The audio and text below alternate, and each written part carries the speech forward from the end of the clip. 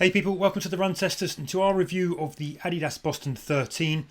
Though there are some big changes to this latest gen Boston daily trainer, Adidas has tried not to mess too much with what this shoe aims to deliver. The stack height has dropped, there's now more Lightstrike Pro in the forefoot. Some of the upper details have been updated, like you've got more padding in the heel collar package to improve the overall comfort as a daily trainer as well. So does all that stack up to an even better everyday training shoe? We'll watch on for our Adidas Boston 13 review to find out.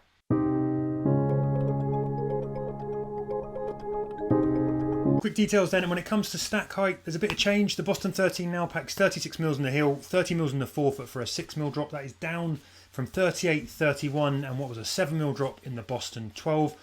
On weight, we're staying roughly the same. There is 2 grams shed off this shoe. The official number from Adidas is 258 grams and it came in at 9.1 ounces or 259 grams in our UK men's 8.5 or US 9 test shoe. On price, I'm going to pop that up on the screen now.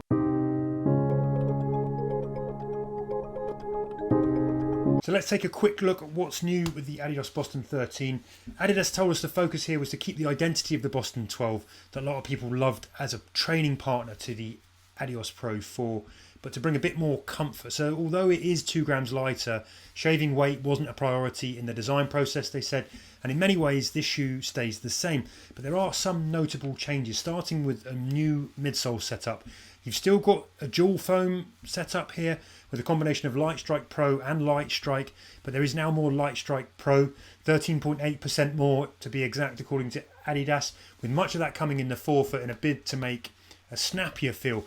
Now Adidas told us they wanted the transition, the toe off, to feel more like an Adi Zero shoe, bringing some familiarity if and when you step up from this shoe to the Adios Pro 4 on race day. So that's what they've gone for here. So what you get is a thin layer of Lightstrike in the forefoot, a thicker layer of Lightstrike in the heel for stability. Then you've got the energy rod system in between, and finally you've got that top layer of Lightstrike Pro with more of that in the forefoot than you've got in the heel. There are tweaks up top too. You've still got an engineered mesh that is pretty structured, but the tongue and the heels now come with more padding to help add a bit more training comfort for those longer training miles. The Boston 12, everything was a little bit more minimal and racy, and that was not what everybody wanted, particularly for longer training runs. These are now, I would describe them as medium padded heel collars and quite a light sort of padded tongue. It's not too thick. If you flip them over, you've got a good covering of outsole rubber. There's some big continental pads here in the main forefoot strike area, and you've got this back pad here in the heel area. The rest of it is the light traction rubber system elsewhere that you'll find on some of Adi's racy shoes.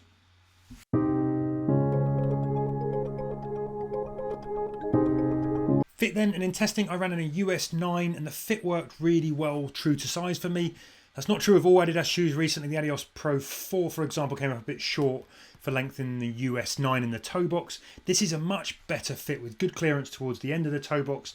No problems from toes bashing up against the end of the shoe on longer time on feet runs like I got with the Pro 4. The uppers hold really well with a fit that's snug and secure but not too tight across the toe knuckles. That's aided by the stretch and flex from the uppers, so you get a secure midfoot hold that locks down without any trouble.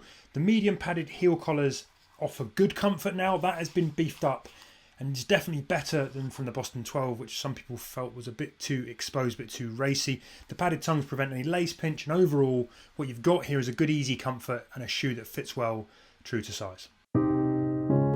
So in testing I've logged north of 40 miles in the new Adidas Boston 13. That's been at a mix of paces. I've done everything from easy recovery right up to 5km pace intervals.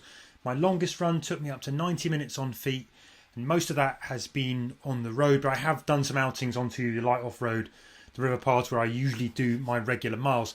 Now those miles in the shoe have been largely positive. Comfort straight out of the box of this shoe I think is excellent. It's one of those shoes that feels instantly like it belongs on your foot. Nice and lightweight, nice and disappearing, sort of melts into the background, exactly what you want in a good daily training where you're going to be logging a lot of miles.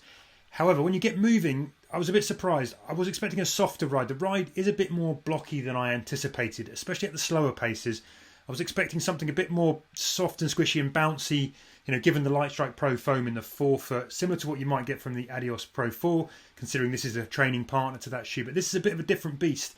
The Boston 13 leans more into a mildly springy responsiveness with a firmness to it. There's an edge of firmness to it. The base of that Lightstrike foam makes for a grounded and structured platform that offers, I think, a balance of cushion and stability. So it's not a big bouncy ride. That said, I think the Boston 13 does begin to open up and feel snappier when you pick up the pace. At around 650 minute mile pace for me, the ride felt more dynamic, with the forefoot foam delivering kind of a quick and responsive turnover.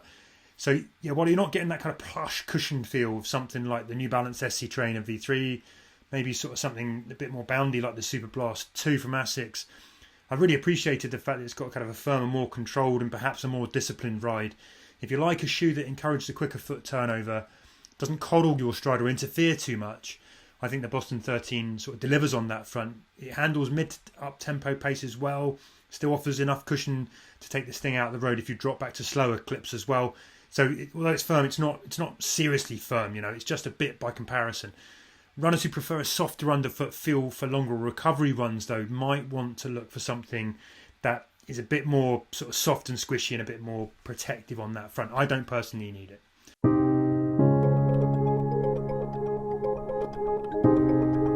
Verdict then, and for me the Adidas Boston 13 has most of what I look for in a solid rotation workhorse, albeit with a firmer or more responsive ride than you get from softer, bouncier, springier trainers. You know, I'd say it's sort of got a different feel to the Asics Super Blast 2 or the New Balance SC Trainer V3. It feels different, I think, as well from something like the Saucony Endorphin Speed 4, which feels a bit more punchy to me. You might call it a shade blocky, but I think on the flip side that brings good stability with a big wide platform. And there's just enough versatility here to handle endurance miles as well as those faster sessions. Now, it may not be the softest option. And it's certainly not as punchy and precise as something like a Hoka Mach X2. But if you value a sort of snappier, more engaging ride where your feet still have to do some of the work, I think it's definitely worth the look. And overall, I would say this is a strong everyday trainer that's happy cruising those long marathon training runs, but it can also go shorter and faster if you need it to. So yeah, my book, I think it's like another excellent suitcase shoe that can cater for a lot of weekly miles, you know, and probably works for, you know, as Adidas had intended, as a daily training partner for those who are going to be using the Adios Pro 4 as their race day shoe. So there you have it. That's been our verdict on the Adidas Boston 13. Hope you found it useful. Give us a like if so. Rant us in the comments if not. If you're not already subscribed, we would love it if you do the honour of doing that. And we'll reward you by putting more gear reviews up on the channel. If you're looking for a good daily train, I'm going to pop a video up on the channel right now. You should go and watch. Otherwise, thank you very much for stopping by. Always appreciate your time. And in the meantime, until next time, and other phrases that are linking phrases, happy running, people.